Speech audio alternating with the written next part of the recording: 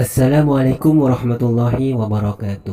Banyak orang yang berkata bahwa bencana alam hanyalah merupakan bencana yang memang sudah harus terjadi, dan mengatakan bahwa bencana alam itu merupakan proses dari fenomena alam itu sendiri, tanpa orang-orang tersebut mengkait-kaitkannya dengan perbuatan manusia atau takdir Allah Subhanahu wa Ta'ala itu sendiri. Hal ini tentunya merupakan pendapat dan pemahaman tentang bencana alam dari sudut pandang sekuler atau sudut pandang dari orang-orang yang tidak percaya dengan kewujudan dan kekuasaan Allah Subhanahu wa Ta'ala, yaitu paham ateis yang banyak diterima oleh masyarakat pada saat ini, sehingga untuk memadamkan perbuatan alam tersebut dibutuhkannya sajian khas untuk alam, dan seperti memberikan sesuatu sebagai persembahan kepada alam. Seperti itu memberikan bunga ke laut, lalu menyembah kepala sapi dan memberikan kepala sapi ke laut atau gunung.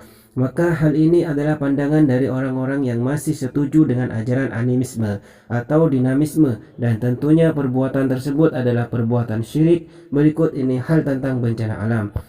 Dari Abu Hurairah radhiyallahu anhu berkata, Rasulullah shallallahu alaihi wasallam bersabda, jika berkuasa menguntungkan amanat, ghanimah rampasan, membayar zakat dianggap merugikan, belajar bukan karena agama untuk mencapai tujuan duniawi saja, sesuai dengan yang diminta, durhaka untuk ibu, menaati kawan yang menyimpang dari keyakinan, membenci ayah bersuara keras, menjerit masjid, orang fasih menjadi pemimpin bangsa, pemimpin bertemu golongan yang rendah akhlaknya, orang setuju karena takut pada kekerasan, para biduan dan musik digali, maksiat digemari, minuman keras atau narkoba semakin meluas. Orang akhir zaman ini sewenang-wenang mengutuk generasi pertama kaum muslimin, termasuk para sahabat Nabi, tabi'in dan para muktabar. Maka pergilah mereka, pada saat itu akan terjadi hawa panas, gempa, longsor dan kemusnahan. Hadis riwayat Tirmidzi nomor 2137. Dalam pandangan Islam, setiap apa yang terjadi di atas permukaan bumi ini semua tidak terlepas dari kehendak Allah Subhanahu wa Ta'ala atau takdirnya, sebagaimana firman Allah Subhanahu wa Ta'ala yang artinya, dan tidak jatuh sebutir biji pun dalam kegelapan bumi, dan tidak ada sesuatu yang basah atau yang kering terbitkan dalam kitab yang nyata, Lauhul Mahfuz. Quran Surat Al-An'am ayat 59. Dan ingatlah bahwa kami tidak menciptakan langit dan bumi dengan segala yang ada di sana main-main. Quran Surat Al-Anbiya ayat 21. Setiap bencana alam itu sendiri merupakan takdir ilahi, dan segala takdir yang terjadi merupakan Allah Subhanahu wa Ta'ala yang maha mengetahui dan maha bijaksana. Oleh sebab itu Rasulullah Shallallahu Alaihi Wasallam melarang umatnya untuk mencaci maki takdir seperti musibah atau bencana alam lainnya, sebagaimana dinyatakan dalam hadis, janganlah kamu menuduh Allah dengan suatu tuduhan yang tidak baik pada setiap kejadian yang sudah ditakdirkannya. Hadis riwayat Imam Ahmad. Diriwayatkan oleh Imam Bukhari di dalam Sahihnya dari Jabir bin Abdullah radhiyallahu an, dari Nabi Muhammad sallallahu alaihi wasallam. Dia Jabir berkata, saat firman Allah Subhanahu wa Ta'ala turun, Rasulullah Shallallahu Alaihi Wasallam berdoa, aku berlindung dengan wajahmu. Lalu beliau Rasulullah Shallallahu Alaihi Wasallam melanjutkan membaca berdoa lagi, aku berlindung dengan wajahmu. Hadis riwayat Imam Bukhari 6769. Penyebab datangnya bencana alam. Yang pertama, dosa mengingkari nikmat Allah. Sungguh dahsyat dari dosa mengingkari nikmat yang telah Allah berikan kepada kita semua. Padahal segala hal yang ada di dalam hidup kita karena nikmat yang telah Allah berikan, tapi kita justru mengingkarinya dan mengatakan bahwa nikmat tersebut dari hasil jerih payah kita sendiri.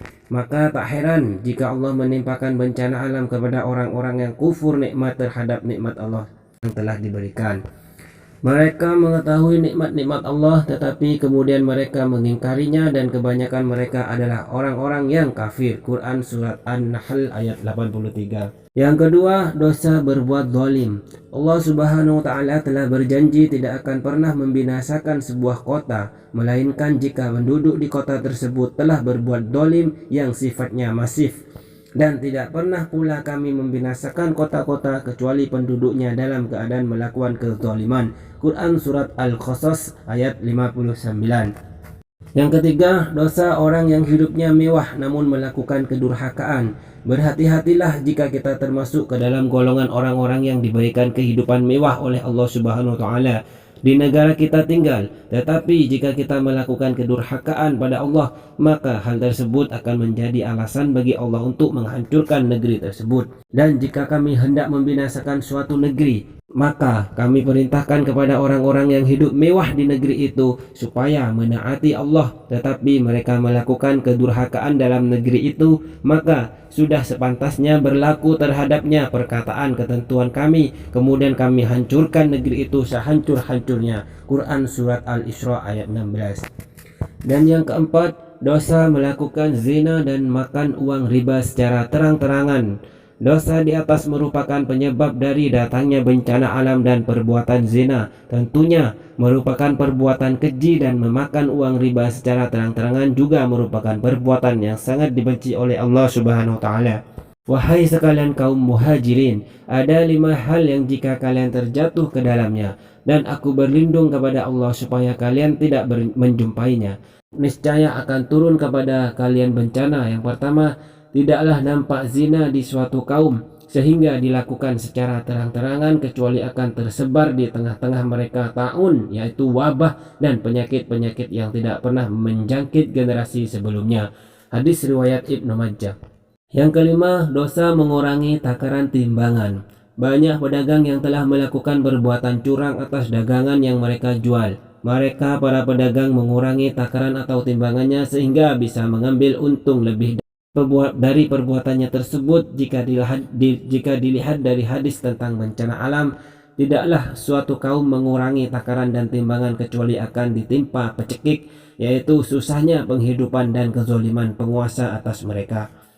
Hadis riwayat Ibnu Majah.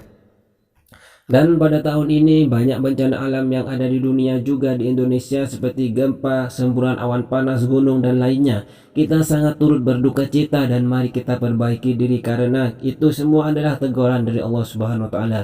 Mungkin kita sudah terlalu melampaui batas kemaksiatan yang kita lakukan. Mari kedepannya kita bersama-sama menghidupkan istighosa bersama-sama dalam setiap bulan atau tiap minggu, meminta ampunan dan perlindungan kepada Allah Subhanahu wa taala sebelum teguran yang lebih besar datang.